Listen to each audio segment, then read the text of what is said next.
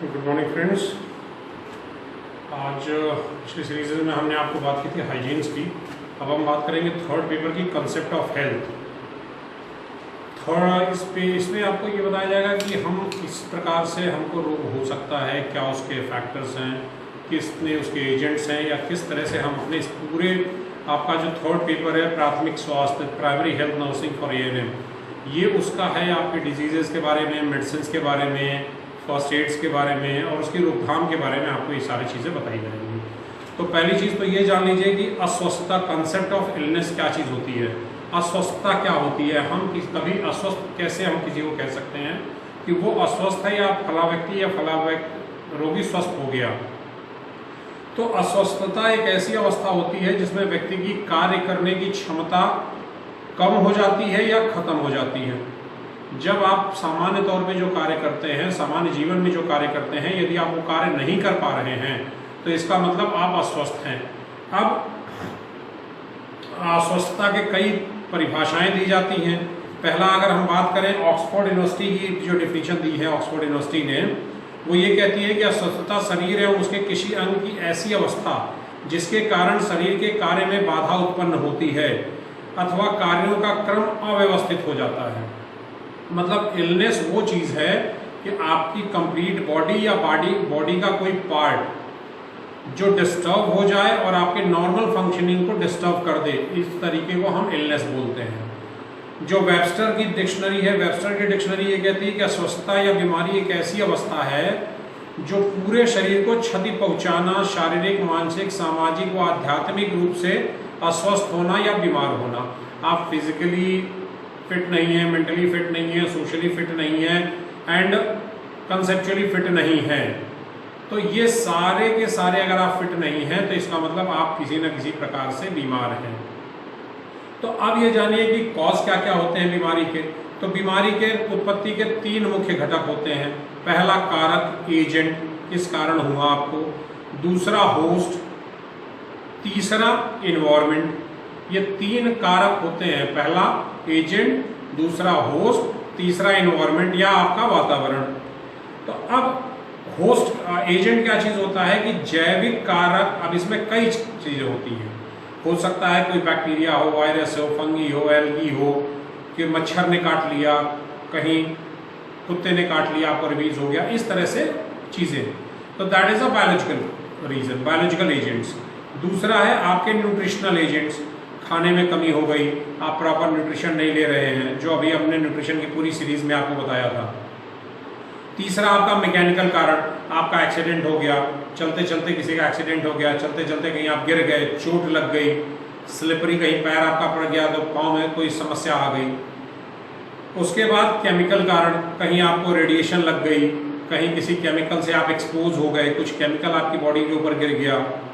और उसके बाद फिजिकल कारण एंड सोशल कारण, सोशोलॉजिकल जो रीजन होते हैं वो।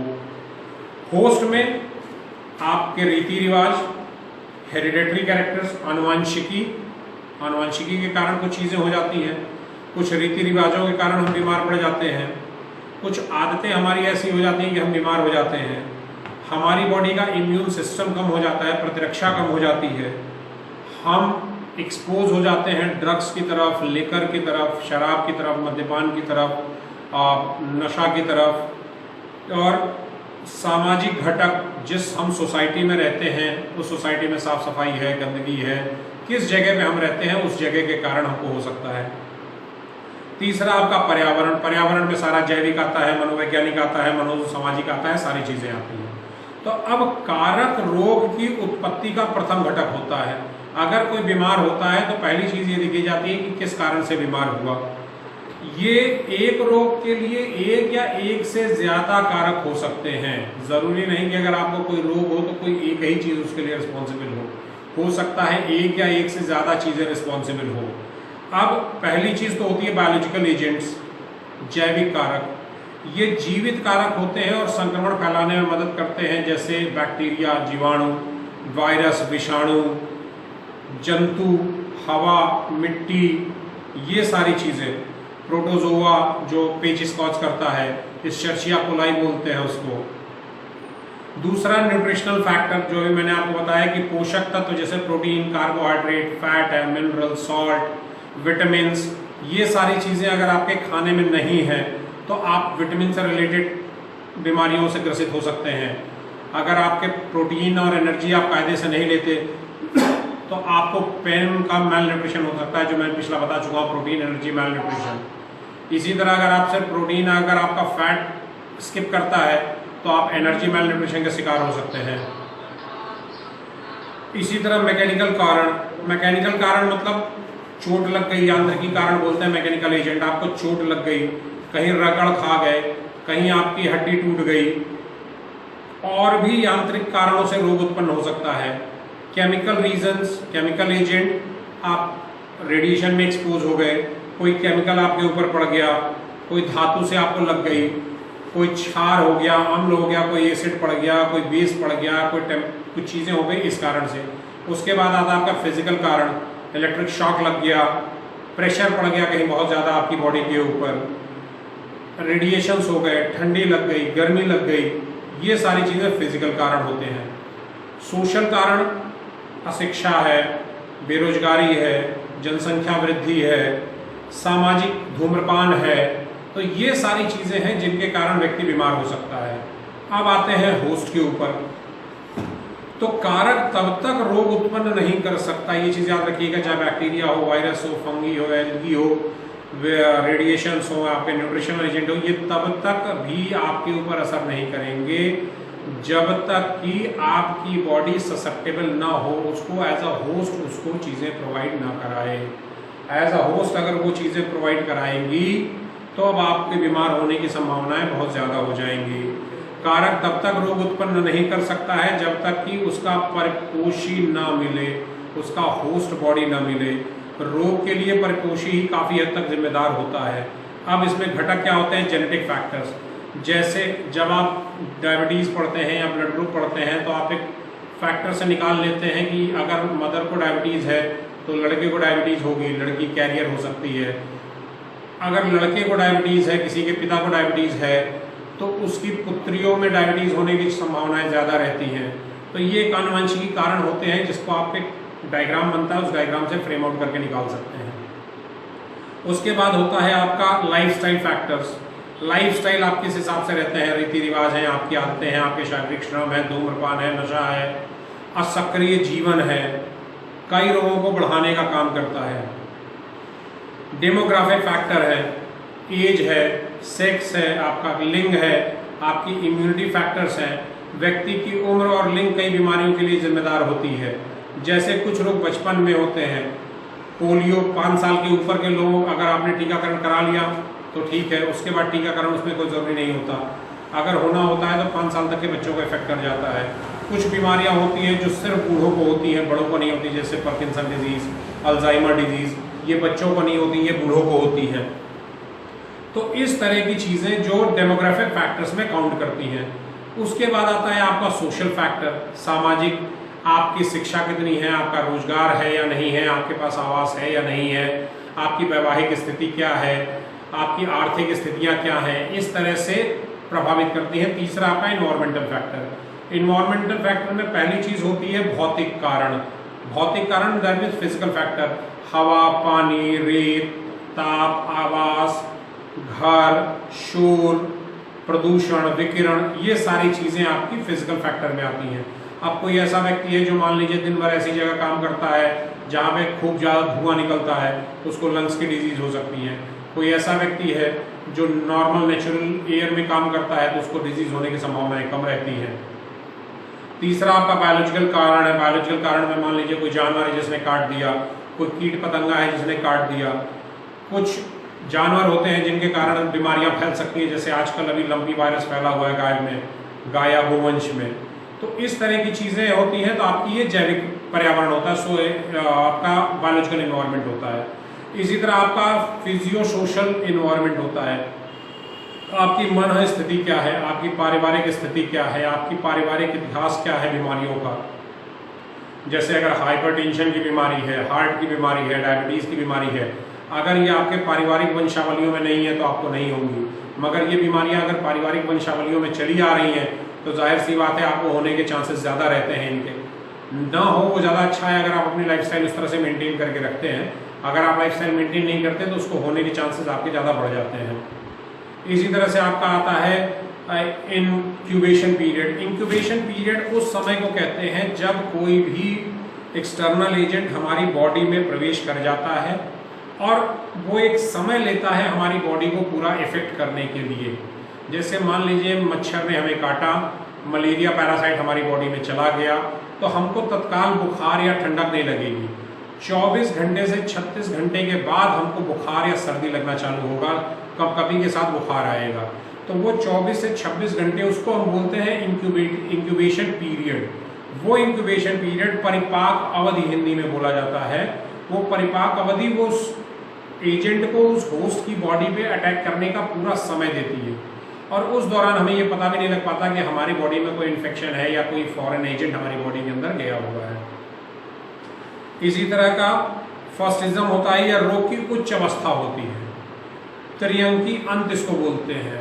फर्स्टिज्म ये सबसे ऊपर जब बिल्कुल स्पष्ट दिखाई देता है कि सामने वाला व्यक्ति बीमार है, बिना कुछ किए बिना किसी जांच के आपको लग जाता है कि सामने वाली व्यक्ति बीमार है। इस अवस्था से चिन्ह और लक्षण स्पष्ट होते हैं, रोगी बिस्तर पर ही रहता है और रोग का निदान संभव है। अब तीसरा आता है कन्वाल्सेंस। कन्वाल्सेंस मतलब रोग का निदान, स्वास्थ्य लाभ, रोगी स्वस्थ हो जाता है, उसके स्वास्थ्य में तेजी से सुधार होता है। और अब स्पेक्ट्रम ऑफ डिजीज। अब स्पेक्ट्रम ऑफ डिजीज का मतलब ये है जैसे आप लाइट के स्पेक्ट्रम पढ़ते हैं कि कहाँ से शुरू होती है और कहाँ से जाके खत्म होती है। तो स्पेक्ट्रम ये कहता है कि रोग की तीव्रता लक्षणहीन रोगी से लेकर घातक रोगी तक हो सकती है। एक ही रोग में एक व्यक्ति के लिए कम होता है, दूसरे व्यक्ति के लिए घातक ज्यादा साबित होता है। कुछ व्यक्ति लक्षण विहीन होते हैं या कम लक्षण होते हैं और ये व्यक्ति क्या करते हैं, समुदाय में जो आपकी सोशल कम्युनिटी है उसमें कैरियर का काम करते हैं। तो रोग तीव्र होता है, एक्यूट होता है, क्रॉनिक मतलब दीर्घकालीन होता है, कम्युनिकेबल होता है मतलब संक्रामक होता है, सीवियर मतलब गंभीर रोग होता है। अब इसके अलावा आता है सिद्धांत कि हम किस प्रकार से बीमार होते हैं या बीमारी का जो फॉर्मुलेशन दिया गया है वो किस आधार पे होता है। तो 5-6 टोटल थ्योरीज हैं जो बीमारी के बारे में बताती हैं। पहली थ्योरी है बैंक्स थ्योरी। बैंक्स थ्योरी ये कहती है कि मानव रोग 9 विभिन्न कारकों के परस्पर जटिल क्रिया के कारण होता है। मानव शरीर में यदि कोई रोग होता है तो वो परस्पर जटिल क्रिया 9 चीजें होती हैं जिनके कारण ये रोग होता है। अब वो 9 चीजें क्या हैं? पहला, मानव के जैविक कारक जन्मजात हैं। जैसा आप पैदा हुए हैं वैसा आप पैदा हुए हैं। आप लड़का पैदा हुए हैं, लड़की पैदा हुए हैं, जिस हिसाब से पैदा हुए हैं वो आपके जन्मजात कारक हैं, जैसे हेरिडेटरी, उनका बदल नहीं सकते। दूसरा, व्यक्तिगत जीवन शैली से संबंधित व्यवहार के कारण आप साफ रहते हैं, गंदे रहते हैं, किस एटमॉस्फेयर में रहते हैं, ये सेकेंडरी फैक्टर है। तीसरा होता है पर्यावरणीय कारण, किस एनवायरनमेंट में आप काम करते हैं, आप साफ हवा लेते हैं, गंदी हवा लेते हैं, प्रदूषण वाले एरिया में रहते हैं, साफ सुथरे एरिया में रहते हैं। चौथा, पोषण संबंधी कारण, किस प्रकार का भोजन आप करते हैं, पोषक भोजन करते हैं, मैल न्यूट्रिशन है, कम खाना खाते हैं, ज्यादा खाना खाते हैं, किस हिसाब का है। पांचवा, अनुवांशिक कारण, जो ये पहले कारण का एक्सटेंशन है। जो पहला कारण ये कहता है कि आप जन्मजात हैं तो वो आपके हेरिडिटरी, आपके माता पिता से आई हुई है। फिर आपका प्रतिरक्षा विज्ञानी कारक, इम्यूनिटी मतलब आपके अंदर की शरीर की प्रतिरक्षा, रोगों से लड़ने की ताकत कितनी है आपके शरीर में, ये चीजें। उसके बाद सोशल फैक्टर, आध्यात्मिक कारण, that is spiritual factor, and service factor, सेवा कारण, कि आप बीमार पड़ गए, कोई आपकी सेवा करने वाला है नहीं है। ऐसा तो नहीं कि आप बीमार पड़ गए और आपको खुद ही सारा काम अपना करना पड़ रहा है, तो वो रोग ठीक होने में ज़्यादा समय लगेगा। जब कोई ऐसा व्यक्ति रहता है जो आपकी केयर करे, आपकी सेवा करे, तो उस समय रोग कम समय लेता है। दूसरा है germ theory. Germ theory Louis Pasteur ने दिया था, जिन्होंने पाश्चराइजेशन का सिद्धांत दिया था। उनका ये कहना था कि कोई भी जर्म्स, बैक्टीरिया, वायरस, प्रोटोजोआ, ये हमारे शरीर के अंदर जाते हैं और हमारे शरीर का जो नॉर्मल सिस्टम है काम करने का, उस नॉर्मल सिस्टम को डिस्टर्ब करके, खंडित करके हमें बीमार करते हैं। तो ये लुई पास्चर की थ्योरी है। तीसरा है वेब का कॉजेशन थ्योरी, कारणीय सिद्धांत। ये कहता है कि रोकथाम के स्तर, अगर मान लीजिए कोई व्यक्ति बीमार पड़ गया तो हम उसको किन लेवल्स पे ट्रीट कर सकते हैं। पहला प्राथमिक स्तर प्राइमरी लेवल, दूसरा सेकेंडरी स्तर द्वितीय लेवल, तीसरा टर्शियरी लेवल या तृतीय स्तर में। पहला उसको घरेलू चिकित्सा से आसपास ठीक करा लीजिए, नहीं ठीक हो रहा है आप सेकेंडरी डॉक्टर को जाते हैं, फिर आप बड़े अस्पतालों में जाते हैं। तो आपका जो वेब का थ्योरी है वो ये कहती है कि रोग हो जाने के बाद हम उन रोगों को किन प्रकारों से ठीक कर सकते हैं। चौथा आपकी व्हील थ्योरी। व्हील थ्योरी ये कहती है कि एक सेंट्रल एलिमेंट होता है, एक ही चीज होती है जो आपको बीमार करती है, जैसे पहिए का हब, वो सेंटर एलिमेंट है जो आपको बीमार करती है। उसके अलावा बाकी के जो छोटे छोटे कारक होते हैं वो मिलके उस बीमारी को और बड़ा बना देते हैं। तो व्हील थ्योरी ये कहती है कि यह सिद्धांत एक पहिए के रूप में मानव के रोग की कल्पना करता है, जिसमें आनुवंशिक घटक, प्रतिनिधित्व करने वाले केंद्रीय केंद्र और पर्यावरण घटक का प्रतिनिधित्व करने वाले परिघीय भाग होता है। पर्यावरण घटक को 3 घटकों में फिजिकल, बायोलॉजिकल एंड सोशल में हम बांट लेते हैं। जैसे पहिया होता है, एक सेंटर हब होता है, उसके चारों तरफ पेरिफेरी होती है। तो सेंट्रल हब आपकी हेरिडेटरी हो गई कि आपकी लाइफ आपके माता पिता से कैसी मिली है, और सेकेंडरी फैक्टरी होगी जो आपके पेरिफेरी आसपास के लोग रहते हैं, आप न्यूट्रिशन फूड लेते हैं, चोट चपाट आपको लगती है, आप किस एनवायरनमेंट में रहते हैं, कैसे आपका सोशल बिहेवियर है, ये सारी चीजें आपके उस पेरिफेरी के हिसाब से होंगी। अब आता है क्लासिफिकेशन ऑफ डिजीज। रोगों को हम बांटते कैसे हैं? तो रोगों को कई प्रकार से बांटा जाता है।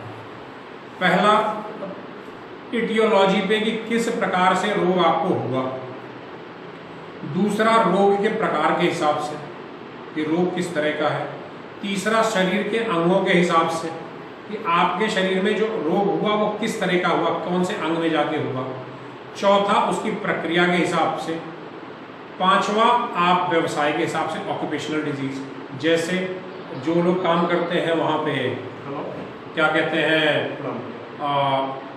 सहकारी मिलों में, कपड़े के मिलों में, सूरत की फैक्ट्रीज में, या जो सीमेंट की कंपनियों में काम करते हैं बहुत ज़्यादा हो जाता है।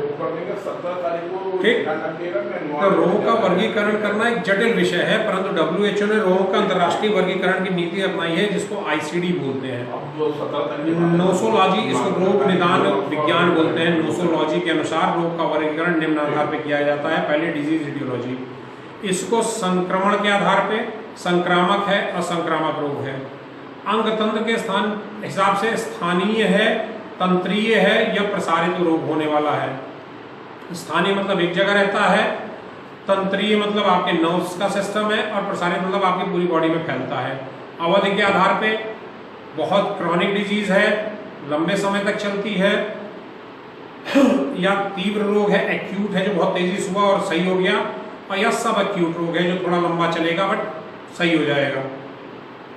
आयु के आधार पे रोग आपका जन्मजात है, जन्मजात नहीं है, रोग आपका शिशु का रोग है, वयस्क का रोग है या वृद्धावस्था का रोग है। रोग की स्थिति के आधार पे ये रोग किस तरह का है, क्यूरेबल है, नॉन क्यूरेबल है, साध्य है, असाध्य है, प्रोग्रेसिव है या दुष्चिकित्सकीय है जिसको मेडिकली हम ट्रीट नहीं कर सकते हैं।